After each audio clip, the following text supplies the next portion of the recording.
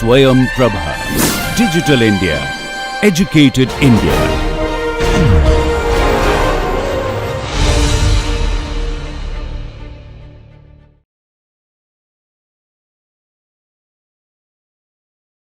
நமஸ்தே.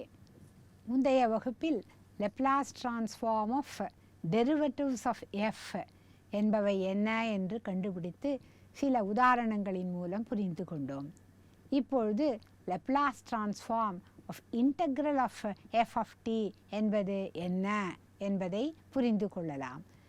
இவற்றை உபயோகித்து சில உதாரணங்கள் மூலம் சில கணக்குகளை தீர்வு செய்யலாம். கொடுக்கப்பட்டுள்ள செயல்பாடு f of t பீஸ்வைஸ் கண்டினியூஸாக இருக்கிறது t greater than or equal to 0 என்ற மதிப்புகளில். எல்லா t மதிப்புகளிலும் modulus of f of t என்பது m into e power kt என்பதால் பவுண்டாகி இருக்கிறது for some constants m and k. f of s என்பதை Laplace transform of f of t என்று குறித்தால் அப்பொழுது for s greater than 0, s greater than k and t greater than 0 நம்மால் Laplace transform of integral 0 to t f of tau d tau என்பதை 1 by s f of s என்று நிரூபணம் செய்ய முடியும்.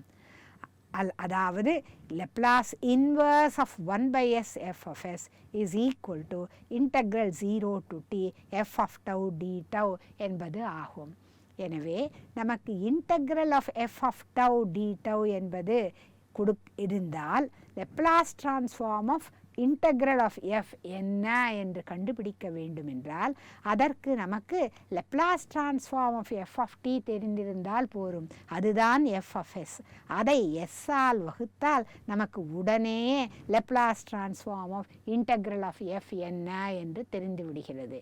எனவே Laplace transform of integral of f என்பது division of f of s by s என்பதுடன் தொடர்புடையதாக இருக்கிறது என்பது இந்த ரிசல்ட்டிலிருந்து நமக்கு புரிகிறது.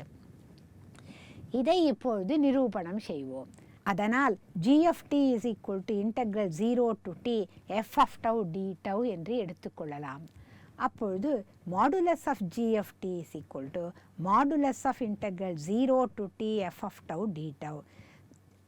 நமக்கு தெரியும் modulus of f of t is bounded by m e power kt என்று. அதை இங்கு உபயோகிக்கலாம். அப்பொழுது absolute value of integral 0 to t f of tau d tau is less than or equal to absolute value of integral 0 to t m e power k tau d tau, that is equal to m into integral 0 to t e power k tau d tau, which is equal to m e power k tau by k between 0 and t. அது நமக்கு m by k into e power kt minus 1 என்று கொடுக்கும். அது less than or equal to m by k e power kt for k greater than 0 என்பதாக வருகிறது. அதாவது இந்த g of t integral 0 to t f of tau d tau என்பதும் in absolute value bounded by m e power kt by k for k greater than 0 என்பதை கொடுக்கிறது. மேலும் g of 0 என்பது integral 0 to 0 f of tau d tau, எனவே அது பூஜ்யமாக இருக்கும். இப்பொழுது நாம் Laplace transform of f of t என்ன என்று பார்க்கலாம். அதுதான் Laplace transform of g dash of t. ஏனெனில் g of t equal to integral 0 to t f of tau d tau. எனவே f of t என்பது g dash of t. அதனால் Laplace transform of f of t என்பது Laplace transform of g dash of t. நமக்கு தெரியும் Laplace transform of g dash of t is equal to s into Laplace transform of g of t minus g of 0 என்று. ஆனால் g of 0 is equal to 0. எனவே நமக்கு s into Laplace transform of g of t என்று கிடைக்கும். அதாவது s into Laplace transform of g of t is Laplace transform of f of t. ஆனால் Laplace transform of f of t என்பது f of s என்று குறிப்பிட்டுள்ளோம். அதனால் இங்கிருந்து நமக்கு Laplace transform of g of t is equal to f of s by s என்று கிடைத்திருக்கிறது. ஆனால் g of t என்பது integral 0 to t f of tau d tau. எனவே Laplace transform of integral 0 to t f of tau d tau is equal to f of s divided by s என்று நமக்கு கிடைக்கிறது. இதிலிருந்து நம்மால் Laplace inverse of f of s by s is equal to integral 0 to t f of tau d tau என்று எழுத முடியும். இதை உபயோகித்து சில உதாரணங்கள் மூலம் inverse Laplace transform of some functions of s கண்டுபிடிக்கலாம். முதலாவதாக Laplace inverse of 1 by s into s square plus omega square என்ன என்று பார்க்கலாம். இப்பொழுதுதான் நாம் பார்த்தோம் f of s by s என்பதன் லெப்லாஸ் இன்வர்ஸ் என்பது integral 0 to t f of tau d tau என்று. இங்குள்ள ஃபங்க்ஷனின் அமைப்பை பார்த்தால் அதை நம்மால் f of s by s என்பதாக எழுத முடியும் என்பது தெரிகிறது. ஏனெனில் 1 by s into s square plus omega square என்பதை 1 by s square plus omega square divided by s என்று எழுதலாம். இங்கு 1 by s square plus omega square என்பதை capital F of s என்று எடுத்துக்கொள்ளலாம் divided by s. ஏன் இதை f of s என்று எடுத்துக்கொண்டிருக்கிறோம்? நமக்கு தெரியும் Laplace transform of sin omega t என்பது omega by s square plus omega square. எனவே 1 by omega into Laplace transform of sin omega t என்பது நமக்கு உடனே Laplace inverse of 1 by s square plus omega square ஐ கொடுத்துவிடும். அதனால் f of s இன் அமைப்பு 1 by s square plus omega square ஆக இருந்தால் நமக்கு அதனுடைய லெப்லாஸ் இன்வர்ஸ் என்ன என்பது தெரியும். அது sin omega t by omega என்பதாக இருக்கும் என்ற காரணத்தினால்தான் நாம் கொடுக்கப்பட்டுள்ள இந்த ஃபங்க்ஷன் ஆஃப் s ஐ f of s by s என்று f of s ஐ 1 by s square plus omega square என்பதாக எடுத்துக்கொண்டிருக்கிறோம். எனவே Laplace inverse of 1 by s into s square plus omega square is Laplace inverse of f of s by s. இப்பொழுது நாம் கண்டுபிடித்த ரிசல்ட்டை உபயோகிக்கலாம். Laplace inverse of f of s by s என்பது integral 0 to t f of tau d tau. இங்கு பார்த்தோம் f of tau என்பது sin omega tau by omega integrated with respect to tau. அது நமக்கு 1 by omega into minus cos omega tau by omega between 0 and t என்று கொடுக்கும். அல்லது அது 1 by omega square into minus cos omega t minus of minus 1 அல்லது அது 1 by omega square into 1 minus cos omega t என்பதாக கொடுத்திருக்கிறது. எனவே Laplace inverse of 1 by s into s square plus omega square என்பது 1 minus cos omega t divided by omega square என்பதாக இருக்கும் என்பது இந்த Laplace transform of integral of f of tau d tau என்ன என்ற ரிசல்ட்டை உபயோகித்து நம்மால் கண்டுபிடிக்க முடிகிறது. மேலும் சில உதாரணங்களை பார்க்கலாம். அடுத்ததாக Laplace inverse of 1 by s square into s square plus omega square. இதையும் நாம் Laplace inverse of 1 by s into s square plus omega square by s என்று எழுதலாம். நியூமரேட்டரை f of s என்று குறிப்பிடலாம்.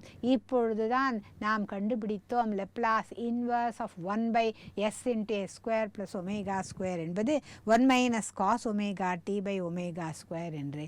எனவே இந்த நியூமரேட்டரில் உள்ள ஃபங்க்ஷனின் இன்வர்ஸ் Laplace inverse நமக்கு தெரியும். that divided by s f of s by s என்பது தான் நமக்கு கொடுக்கப்பட்டுள்ள ஃபங்க்ஷன் ஆஃப் s. எனவே நம்மால் Laplace inverse of கொடுக்கப்பட்டுள்ள ஃபங்க்ஷன் ஆஃப் s என்பதை Laplace transform of an integral என்பதன் ரிசல்ட்டை கொண்டு கண்டுபிடித்து விட முடியும் என்பது. எனவே இதை நாம் Laplace inverse of f of s by s where f of s is equal to 1 by s into s square plus omega square என்று எழுதலாம். இதிலிருந்து Laplace inverse of 1 by s into s square plus omega square is equal to 1 by omega square into 1 minus cos omega t, that is equal to f of t என்பது தெரிந்துவிட்டது. எனவே Laplace inverse of f of s by s is equal to integral 0 to t f of tau d tau, which is equal to integral 0 to t 1 by omega square into 1 minus cos omega tau integrated with respect to tau. அதை integrate செய்தால் நமக்கு tau minus sin omega tau by omega between 0 and t multiplied by 1 by omega square என்று கிடைக்கும். இந்த லிமிட்ஸை substitute செய்தால் நமக்கு 1 by omega square into t minus sin omega t by omega என்பதாக கிடைக்கும். அதாவது Laplace inverse of 1 by s square into s square plus omega square equal to t by omega square minus sin omega t by omega cubed என்பதாக கிடைக்கிறது. இதுவரை புரிந்து கொண்ட பண்புகளை வைத்துக்கொண்டு எவ்வாறு டிஃபரன்ஷியல் ஈக்குவேஷன்ஸ்களை தீர்வு செய்யலாம் என்று பார்க்கலாம். நமக்கு y double prime plus ay prime plus by equal to r of t என்ற இரண்டாவது வரிசை நேரியல் சாதாரண வகைக்கெழு சமன்பாடு கொடுக்கப்பட்டிருக்கிறது. இதில் a b என்பவை நிலையான மாறிலிகள். அதனால் நமக்கு ஒரு நேரியல் இரண்டாவது வரிசை சாதாரண வகைக்கெழு சமன்பாடு with constant coefficients a b கொடுக்கப்பட்டிருக்கிறது. இதில் r of t என்பது இன்புட் டிரைவிங் ஃபோர்ஸ் என்று கூறுவோம். y of t என்ற சார்பு மாறியை அவுட்புட் அல்லது ரெஸ்பான்ஸ் என்று கூறுவோம். இப்பொழுது நமக்கு y of t என்பது என்ன என்று இதன் தீர்வை கண்டுபிடித்து எழுத வேண்டும். இதற்கு லெப்லாஸ் டிரான்ஸ்ஃபார்மை உபயோகிக்கப் போகிறோம். அதனால் y of s என்பதை Laplace transform of y of t என்று குறிப்பிடுவோம். இப்பொழுது Laplace transform of the differential equation எடுத்துக்கொள்ளலாம். நமக்கு Laplace transform of y double dash plus ay prime plus by equal to Laplace transform of r of t என்று கிடைக்கும். இப்பொழுது linearity property of Laplace transform உபயோகப்படுத்தலாம். அதனால் Laplace transform of y double prime plus a into Laplace transform of y prime plus b into Laplace transform of y equal to Laplace transform of r of t என்று வரும். நமக்கு Laplace transform of second derivative of y என்ன என்பது தெரியும். அது s square into Laplace transform of y, அதைத்தான் நாம் y of s என்று குறிப்பிட்டோம். எனவே s square into y of s minus s into y of 0 minus y dashed of 0 plus a into Laplace transform of y dashed என்பது s y of s minus y of 0 plus b into y of s is equal to Laplace transform of r of t என்று கிடைக்கும்.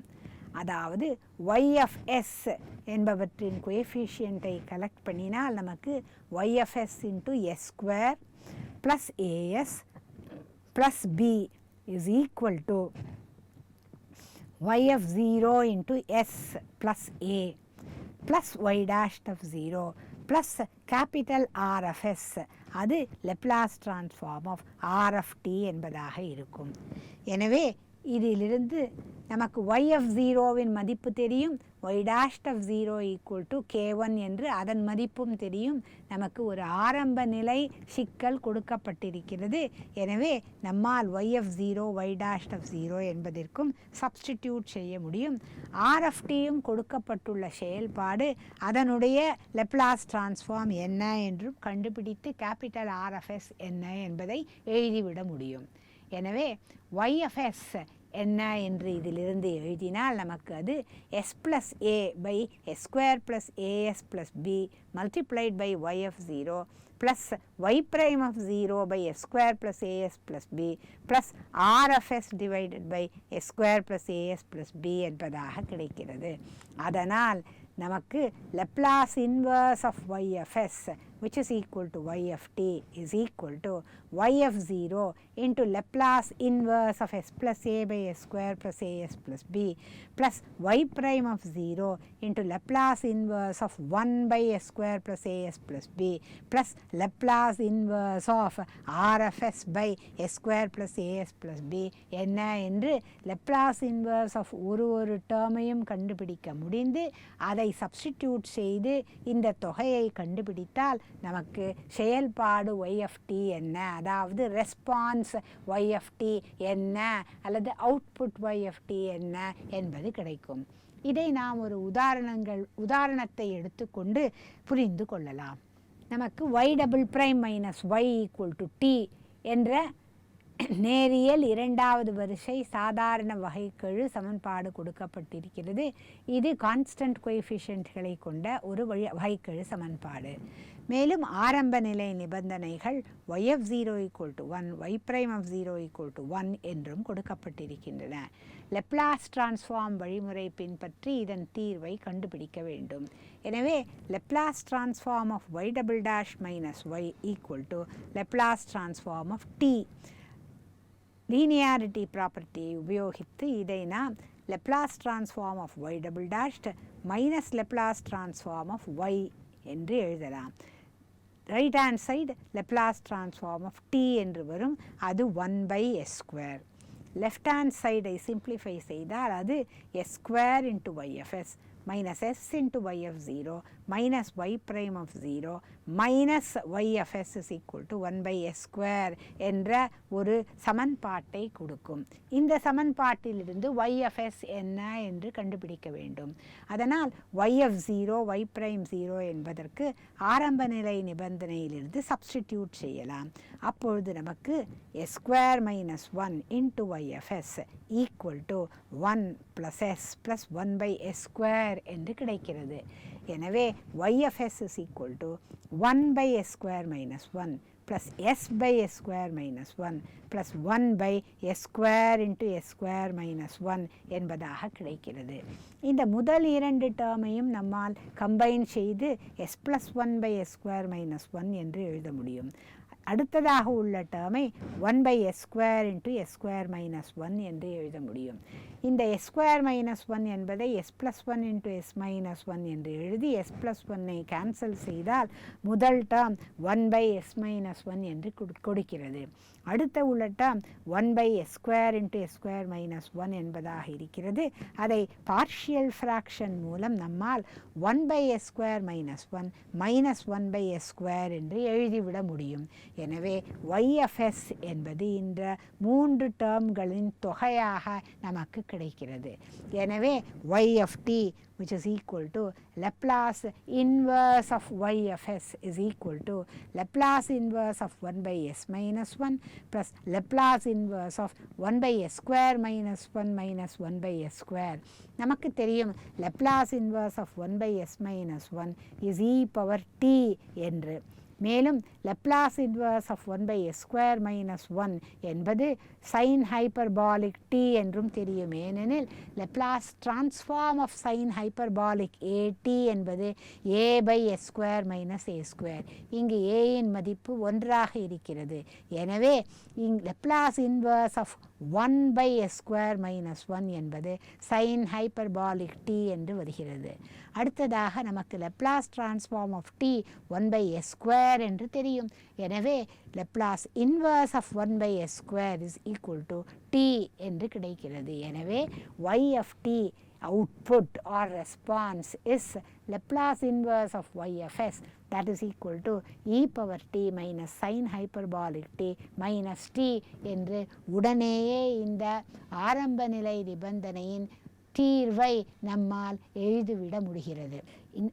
இதிலிருந்து லெப்லாஸ் டிரான்ஸ்ஃபார்மின் advantage என்ன என்று உங்களுக்கு புரிந்திருக்கும். நாம் முன்பு கற்றுக்கொண்ட வழிமுறையில் பின்பற்றினால் இந்த டிஃபரன்ஷியல் ஈக்குவேஷனை தீர்வு செய்வதற்கு இது சமப்படியற்ற டிஃபரன்ஷியல் ஈக்குவேஷனாக இருப்பதால் முதலில் சமப்படித்தான டிஃபரன்ஷியல் ஈக்குவேஷனை எடுத்துக்கொள்வோம். y double prime minus Y equal to 0 என்று. அதன் பொது தீர்வு என்ன என்று எழுதுவோம். அதில் 2 ஆர்பிட்ரரி கான்ஸ்டன்ட்ஸ் இருக்கும். அதை நாம் தீர்மானம் செய்ய வேண்டும். பின்பு இது சமப்படியற்ற சமன்பாடாக இருக்கிற காரணத்தினால் இதன் குறிப்பிட்ட தீர்வு என்ன என்பதை நான் ஹோமோஜீனியஸ் டேர்மின் அமைப்பை கொண்டு தீர்மானிப்போம். வேரியேஷன் ஆஃப் பெராமீட்டர்ஸ் கொண்டோ அல்லது மெத்தட் ஆஃப் அன்டிட்டர்மின் கோஎஃபிஷியன்ட்ஸை கொண்டோ அந்த குறிப்பிட்ட தீர்வை நாம் தீர்மானிப்போம். பின்னர் நாம் பொது தீர்வு என்பதை YH plus YP என்று solution of homogeneous differential equation plus particular solution of the non-homogeneous equation என்று எழுதுவோம். இதற்கு பின் இந்த ஆரம்ப நிலை நிபந்தனையை அதில் அப்ளை செய்து அந்த 2 ஆர்பிட்ரரி கான்ஸ்டன்ட்டுகளின் மதிப்பையும் கண்டுபிடிப்போம். இவ்வாறாக கண்டுபிடித்து தான் நம்மால் இதன் தீர்வு e⁻t minus sine hyperbolic t minus t என்பதாக கொடுக்க முடியும். ஆனால் இந்த லெப்லாஸ் டிரான்ஸ்ஃபார்ம் வழிமுறையை பின்பற்றினால் தனித்தனியாக இவற்றின் தீர்வை கண்டுபிடிக்க தேவையில்லை. மேலும் ஆரம்ப நிலை நிபந்தனைகளை நாம் தனியாக அப்ளை செய்ய வேண்டியதில்லை. அவை நாம் Laplace transform of y double prime என்பது எழுதுவதிலேயே இதன் மதிப்பை சப்ஸ்டிடியூட் செய்யுமாறு அமைந்திருக்கிறது. அதனால் லெப்லாஸ் டிரான்ஸ்ஃபார்ம் வழிமுறையில் ஆரம்ப நிலை நிபந்தனைகள் உடனடியாக சப்ஸ்டிடியூட் செய்யப்பட்டு நமக்கு லெப்லாஸ் டிரான்ஸ்ஃபார்ம் ஆஃப் y(t) என்பது என்ன என்று முதலில் கிடைக்கிறது. பின்னர் லெப்லாஸ் டிரான்ஸ்ஃபார்ம் பண்புகளை உபயோகித்து அதன் இன்வர்ஸ் லெப்லாஸ் டிரான்ஸ்ஃபார்ம் கண்டுபிடித்தால் இந்த டிஃபரன்ஷியல் ஈக்குவேஷன் தீர்வு உடனடியாக கிடைக்கிறது. இதிலிருந்து லெப்லாஸ் டிரான்ஸ்ஃபார்ம் வழிமுறையின் அட்வான்டேஜ் என்ன என்பது நமக்கு நன்றாக புரிகிறது. மேலும் சில உதாரணத்தை பார்க்கலாம். இதில் y double prime plus Y prime plus 9y equal to 0 என்ற இரண்டாவது வரிசை நேரியல் வகைக்கெழு சமன்பாடு கொடுக்கப்பட்டிருக்கிறது. இதுவும் கான்ஸ்டன்ட் கோஎஃபிஷியன்ட்களை கொண்ட வகைக்கெழு சமன்பாடு. ஆரம்ப நிலை நிபந்தனைகள் y of 0 equal to 0.16, y prime of 0 equal to 0 என்பதாக குறிப்பிடப்பட்டிருக்கிறது. இப்பொழுது நாம் லெப்லாஸ் டிரான்ஸ்ஃபார்ம் வழிமுறையை உபயோகித்து இதன் தீர்வு கண்டுபிடிக்க வேண்டும். எனவே Laplace transform of y double prime plus Y prime plus 9y equal to Laplace transform of 0 என்று எழுதலாம்.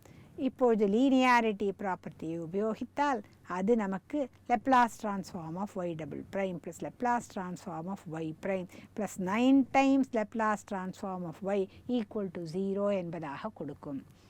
இப்பொழுது Laplace transform of y double prime என்ன என்று பார்த்தால் அது s square into yfs minus s into yf0 minus y prime 0 plus Laplace transform of y prime என்பது syfs minus yf0 plus 9 times Laplace transform of y is yfs that is equal to 0.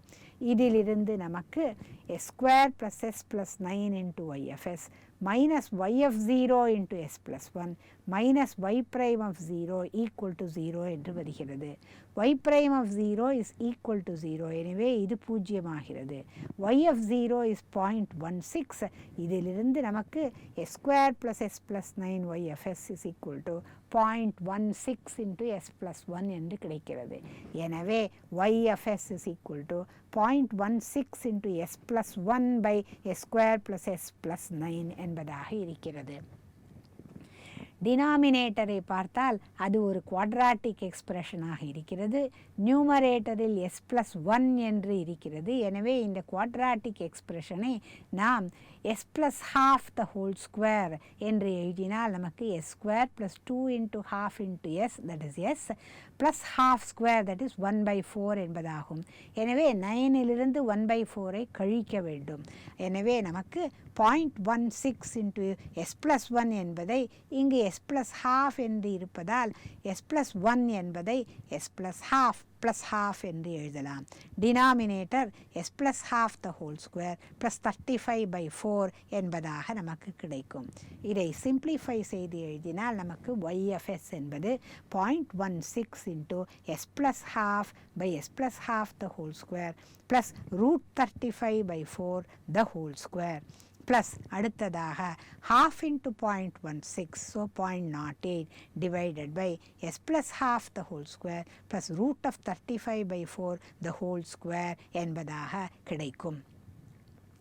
இப்பொழுது நாம் Laplace transform of cos omega t sin omega t என்ன என்று பார்க்கலாம். பார்த்தால் அது s by s square plus omega square என்பதாக இருக்கிறது. இந்த முதல் டேர்மில் s plus half by s plus half the whole square plus root of 35 by 4 the whole square என்று இருக்கிறது. இங்கு ஒரு ஷிஃப்டிங் நடந்திருக்கிறது with respect to s.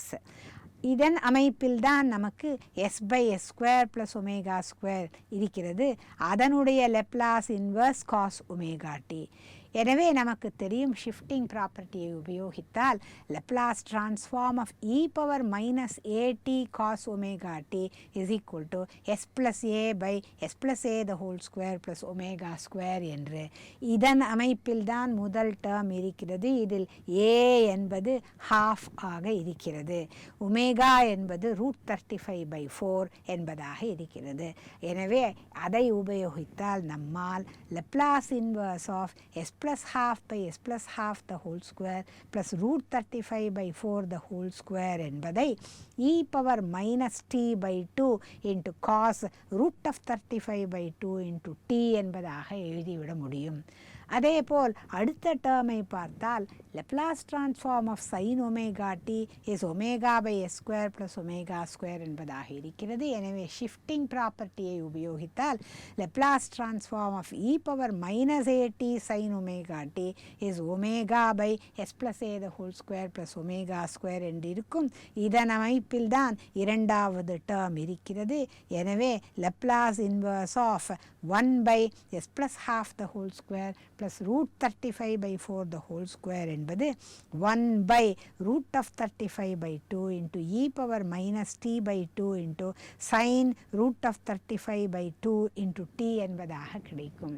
எனவே இதை சிம்பிளிஃபை செய்து எழுதினால் நமக்கு y of t equal to e to the power of minus t by 2 multiplied by 0.16 into cos of root 35 by 2 into t plus 1 by root 35 into sin of root 35 by 2 into t என்று இந்த differential ஈக்குவேஷனின் தீர்வு கிடைக்கிறது. அதைத்தான் நாம் response or output y of t என்று குறிப்பிடுவோம். அது நமக்கு இங்கு வலதுபுறத்தில் கொடுக்கப்பட்டிருக்கிறது. நான் முன்பே சொன்னபடி Laplace transform டெக்னிக்ஸின் வழிமுறைகள் மிகவும் சுலபமானதாக இருக்கின்றன. ஆரம்ப நிலை நிபந்தனைகள் டிஃபரன்ஷியல் ஈக்குவேஷனின் தீர்வு கண்டுபிடிக்கும் போதே எடுத்துக்கொள்ளப்படுகின்றன. மேலும் சமப்படியற்ற வகைக்கெழு சமன்பாட்டிற்கு தனித்தனியாக நாம் yH yp என்பதை கண்டுபிடிக்க வேண்டாம். மேலும் நான் ஹோமோஜீனியஸ் டேர்ம் எளிமையானதாக இல்லாத பொழுதும் Laplace transform வழிமுறையில் தீர்வு கண்டுபிடிக்கலாம். அதுவும் எளிமையானதாக தான் இருக்கும் என்பதை சில உதாரணங்கள் மூலம் நாம் விளக்க முடியும். இதுவரை நாம் எடுத்துக்கொண்ட டிஃபரன்ஷியல் ஈக்குவேஷன்களில் ஆரம்ப நிலை நிபந்தனை t equal to 0 என்பதில் கொடுக்கப்பட்டுள்ளது. அதற்கு பதிலாக t equal to t0 not equal to 0 என்ற புள்ளியில் ஆரம்ப நிலை நிபந்தனைகள் கொடுக்கப்பட்டால் அப்பொழுது Laplace transform வழிமுறையை எவ்வாறாக பயன்படுத்தி தீர்வு கண்டுபிடிக்க வேண்டும் என்பதை நாம் இந்த உதாரணத்தின் மூலம் விளக்கலாம். y at t tilde equal to ஆரம்ப நிலை நிபந்தனை t equal to t0 என்ற புள்ளியில் கொடுக்கப்பட்டிருக்கிறது. அது y of t0 equal to y0, y prime of t0 equal to y1 என்பதாக இருக்கிறது. இப்பொழுது ஒரு சிறிய மாற்றம் செய்யலாம். அதாவது t is equal to t tilde plus t0 என்ற மாற்றம் செய்தால் t equal to T naught என்கிற பொழுது டி டில்டா 0 ஆகும். எனவே y at t naught equal to y not என்பதை y at t Tilda equal to 0 equal to y not என்று எழுதலாம். மேலும் y prime at t naught equal to y1 என்பதை y prime at t Tilda equal to 0 equal to y1 என்று எழுதலாம். எனவே நமக்கு t tilde என்ற புதிய இண்டிபெண்டன்ட் வேரியபிள் கிடைத்திருக்கிறது. அதன் 0 அது 0 என்ற மதிப்பை எடுத்துக்கொள்ளும் பொழுது நமக்கு சார்பு மாறியின் மதிப்பும் அதன் முதல் வழித்தோன்றலின் மதிப்பும் கொடுக்கப்பட்டிருக்கின்றன. இவை ஆரம்ப நிலை நிபந்தனைகளாக t டில்டா ஈக்குவல் டு 0 என்ற புள்ளியில் கொடுக்கப்பட்டிருக்கிறது என்பதாக நாம் மாற்றம் செய்து கொண்டு கொடுக்கப்பட்டுள்ள டிஃபரன்ஷியல் ஈக்குவேஷனை லெப்லாஸ் டிரான்ஸ்ஃபார்ம் வழிமுறையில் தீர்வு செய்ய பார்க்கலாம். இதை இந்த உதாரணத்தின் மூலம் புரிந்து கொள்ளலாம். y double prime plus y equal to 2t. y at pi by 4 is pi by 2. y prime at pi by 4 equal to 2 minus root 2 என்று கொடுக்கப்பட்டிருக்கிறது. இதில் ஆரம்ப நிலை நிபந்தனைகள் t naught equal to pi by 4 என்ற புள்ளியில் கொடுக்கப்பட்டிருக்கின்றன. எனவே நாம் t equal to T tilde plus pi by 4 என்ற மாற்றத்தை செய்யலாம். d பை dt என்பது d பை d டில்டா என்பதாகும். y of t என்பதை y tilde of t tilde என்ற புதிய சார்பு மாறியாக எடுத்துக்கொள்ளலாம். அது t டில்டாவை சார்ந்து இருக்கிறது, அதன் மதிப்பை பொறுத்தது. இங்கு t பை பை 4 என்று இருக்கும் பொழுது t டில்டா 0 ஆகிறது. எனவே நமக்கு கொடுக்கப்பட்டுள்ள ஆரம்ப நிலை சிக்கல் இப்பொழுது புதிய சார்பு மாறி y டில்டாவை சார்ந்து இருக்கிறது. அது y Tilda double prime plus y Tilda equal to 2 into t tilda plus pi by 4 என்பதாக மாறியிருக்கிறது. இங்கு y tilda at 0 equal to pi by 2, y tilda prime at 0 equal to 2 minus root 2 என்று வருகிறது.